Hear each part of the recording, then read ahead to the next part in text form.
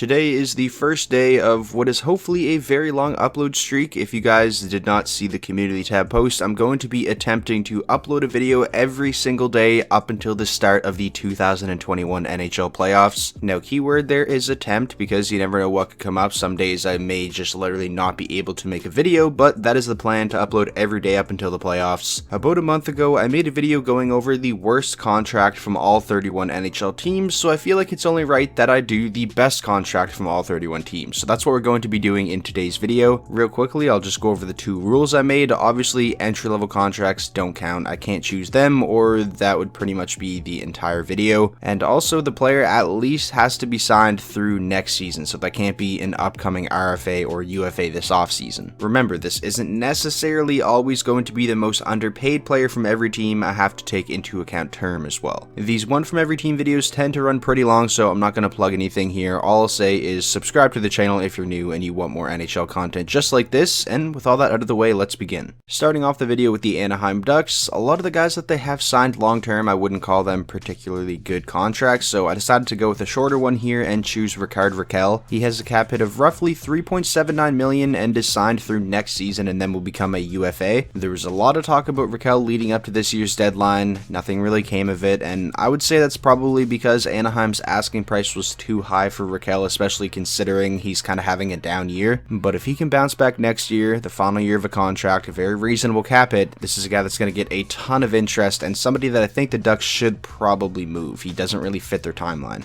The Arizona Coyotes, this is a very easy one. Defenseman Jacob Chychrun, he signed for 5 more seasons after this one at a cap hit of just $4.6 million. Chychrun has always been solid for the Coyotes pretty much ever since breaking into the league back in the 2016-17 season, but this year he has really broken out. In just 46 games, he's put up career highs in goals, assists, and points. He's doing all that while still being very responsible and very steady defensively. He is a rock on the blue line for the Coyotes, and I think it's going to be that way for a long time. The Boston Bruins, a team with a lot of really good contracts. Honorable mentions to Patrice Bergeron, Brad Marchand, but I gotta go with David Pastrnak on this one. After this year, he's got 2 more years left at a cap hit of $6.666 million. I feel like I don't really have to do too much explaining on this one. That is an absolute steal for a guy in David Pastrnak, who is one of the most gifted and one of the most dominant offensive players in the league. When his current contract is up, he's still going to be in the absolute prime of his career. David Pastrnak is going to get paid, and he deserves it. The Buffalo Sabres, this is a tough one. They don't really have a lot of players signed long term. They got a lot of guys on ELCs. I decided to go with Victor Olofsson. He's signed through next season at a cap hit of $3.05 million. I'd say that's pretty good considering he is one of the most lethal power play players in the league. 5-on-5 hasn't done much this season, but I mean, who has on the Sabres?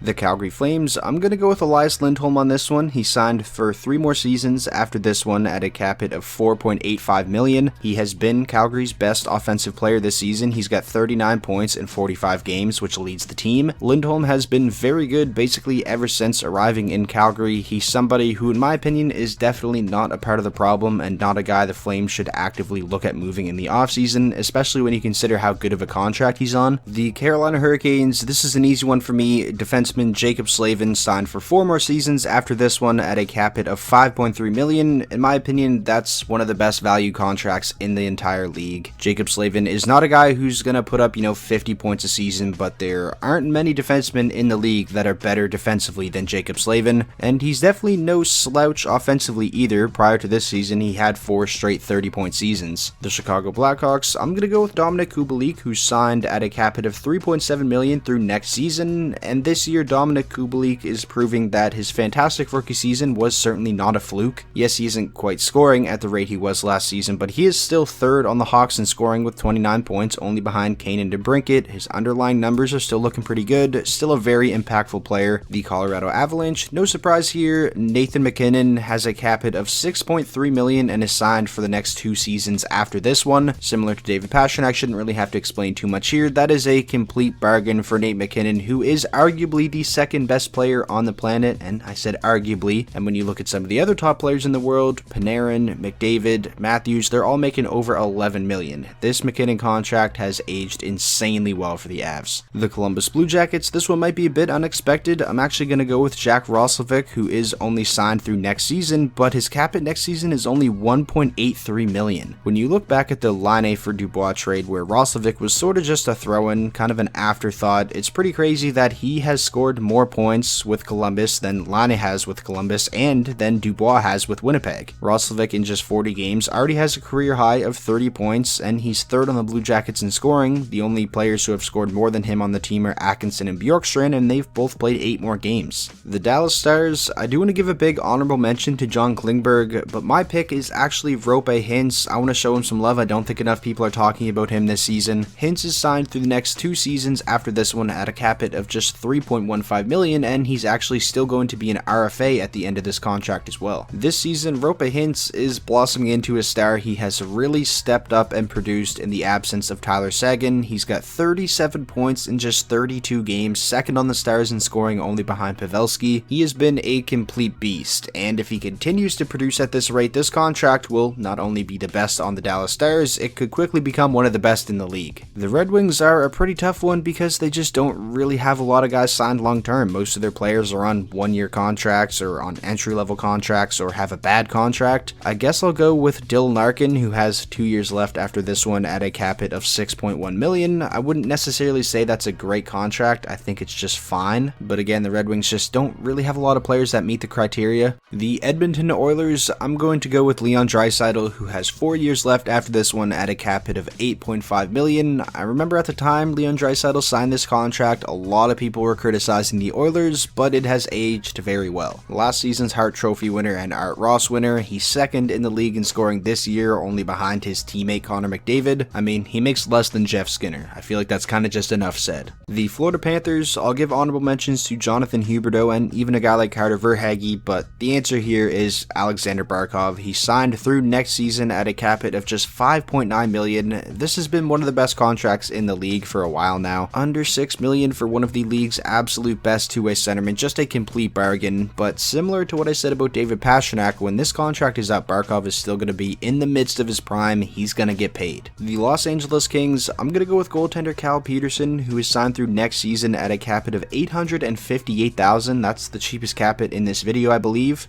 Definitely a small sample size. Cal Peterson only has a total of 44 NHL games played. Peterson has had a .920 or above save percentage and a below 3 goals against average in each of the 3 NHL seasons he's appeared in. Those are some pretty impressive results, especially when you consider the Kings haven't been a good team in any of those 3 seasons he's played in. Continuing on now, we have the Minnesota Wild, the second goaltender in a row here. I'm going with Cam Talbot, who is signed through the next 2 seasons after this one at a cap hit of $3.666 million. This free agent signing has worked out amazing so far for the Wild. Cam Talbot has played fantastic this season. He's got a 15-6-3 record, a .922 save percentage, and a 2.40 goals against. Goaltending has been a massive reason why the Wild have had so much success this season. Hopefully Cam Talbot is able to continue to play like this throughout the remainder of this contract. Continuing on now, the Montreal Canadiens, another player who, like Cam Talbot, was a free agent acquisition in the most recent offseason, Tyler Toffoli, who is signed through the next 3 seasons after this one at a cap hit of $4.25 million. As of today, Tyler Toffoli is leading the Montreal Canadiens in goals with 21 and leading the team in total points with 32. Given Toffoli's age, the term on this contract is great, the cap hit is great, and he has really exceeded expectations. Moving on now, we have the Nashville Predators. This was a pretty easy one. I'm definitely going with defenseman Matthias Ekholm, who is signed through next season at a cap hit of just $3.75 million. This is another one of those contracts that have been regarded as one of the better deals in the league for a while now. Ekholm has been just consistently very good for a long time. This is another one of those defensemen, similar to what I said about Jacob Slavin, where he's not going to be up there among the league leaders in terms of points by a defenseman, but he is just so good defensively and still does produce points at a pretty decent rate. The New Jersey Devils, kind of a tough one. Similar to what I said about the Red Wings, they just don't have a lot of guys signed long term. They got a lot of guys on ELCs. I guess I'll go with Mackenzie Blackwood, who has 2 years left after this season at a cap hit of $2.8 million. He hasn't performed the best this season, especially when you compare it to his first 2 seasons in the league. I'm pretty confident that Blackwood is going to be able to bounce back though, and I mean, Look at the blue line in front of them. The New York Islanders, I'm just straight up going to go with their best player, Matthew Barzal. He's signed for the next 2 seasons after this one at a cap hit of $7 million. I think that's really fair for what Matthew Barzal brings to the table.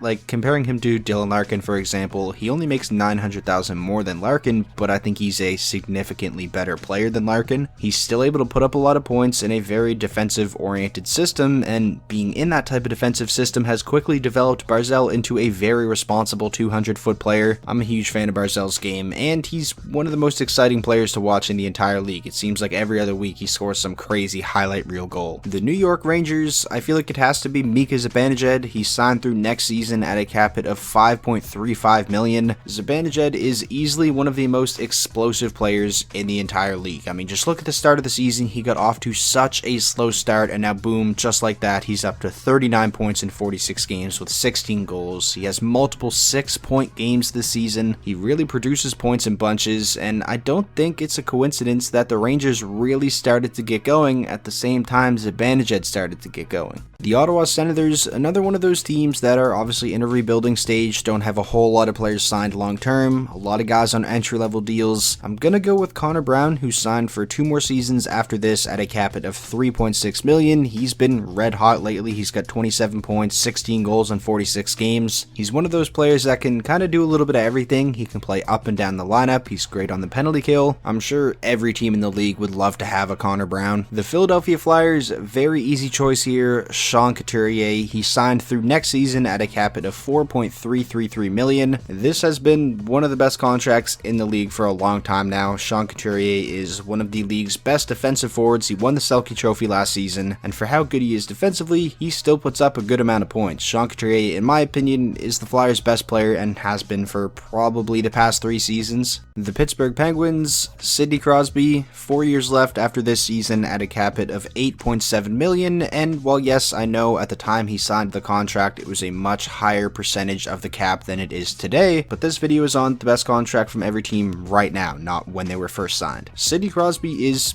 ageless. He is the LeBron James of the NHL. He's got 52 points in 45 games of the season. He's leading the Pittsburgh Penguins to the playoffs yet again. He is still one of the absolute best players on the planet, and when you compare him to some of the other top players in the world, that $8.7 million cap hit is a bargain. The San Jose Sharks, I struggle with this one. They don't really have a contract that I look at and say, wow, that's, a pretty good deal. I decided to go with Thomas Hertl, who has 1 year left after this season at a cap hit of $5.625 million, but similar to what I said when talking about Larkin on the Red Wings, I don't really think that's a great contract. I think it's just fine. The St. Louis Blues, I'm going to go with their captain Ryan O'Reilly, has 2 years left after this season at a cap hit of $7.5 million. Ever since arriving in St. Louis, he's been one of the better centermen in the league. His first year at the Blues, he literally won the Selke Trophy, the Stanley Cup, and the Conn Smythe as playoffs MVP. He's a complete tank at both ends of the ice. I think $7.5 million is fantastic for what he brings to the table, and given the fact that he is 30 years old now, I think there's a perfect amount of term left on the deal as well. The Tampa Bay Lightning, I feel like you could go a lot of different ways with this one. Braden Point, even Kucherov or Stamkos. I'm going to give it to Victor Hedman though. Has 4 years left after this season at a cap hit of $7.875 million. Hedman is arguably the best defenseman in the league and has been for a long time. He won the Norris Trophy in 2018. He's likely going to win the Norris Trophy this season. Obviously played a massive role in the Lightning winning the Stanley Cup. He won the Conn Smythe as playoffs MVP. Under an $8 million cap hit for, again, arguably one of the best defensemen in the league is amazing. I mean, Jacob Trouba makes more than Victor Hedman, which is pretty crazy to think about. The Toronto Maple Leafs, I'm going with William Nylander. He's got 3 years left after this season at a cap hit of just under $7 million. I feel like ever since the whole contract holdout and him really struggling in the 2018-19 season, Nylander has been so over-criticized that he's almost became underrated. He's been fantastic this season with 34 points in 41 games. He was amazing last season with 31 goals and 59 points in 68 games. He's an extremely important player for the Leafs. I think under a $7 million